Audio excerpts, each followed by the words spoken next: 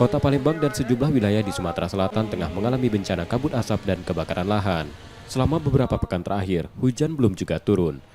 Sebagai ikhtiar, pemerintah Provinsi Sumsel melaksanakan sholat istisqa atau sholat meminta hujan di halaman kantor Gubernur Sumsel Jumat pagi. Dalam khutbahnya, khotib berpesan agar memohon ampunan kepada Tuhan Yang Maha Kuasa, serta berdoa diberikan rahmat berupa hujan dan kesejahteraan.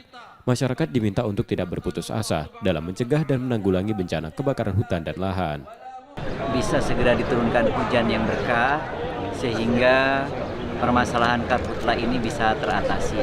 Mudah-mudahan hujan yang diturunkan itu bisa mematikan api dan kemudian menyelesaikan permasalahan yang kita hadapi bersama-sama selama ini. Dan saya berharap kepada seluruh masyarakat yang ada di Sumsel, yang ada di Sumatera Selatan, untuk terus berdoa, meminta ampun dan juga sekaligus meminta agar diturunkan hujan. Hingga kini bencana kebakaran hutan dan lahan masih terjadi di sebagian wilayah Sumatera Selatan, terutama di Kabupaten Ogan, Komering Ilir, dan Musi Banyuasin. Kabut asap masih menyelimuti sebagian wilayah di Sumsel. Di Palembang, nilai indeks pencemaran udara yang mencapai 238 mikrogram per meter kubik menyebabkan kualitas udara sangat tidak sehat. M. Rizky Nurmizan, Kompas TV, Palembang, Sumatera Selatan.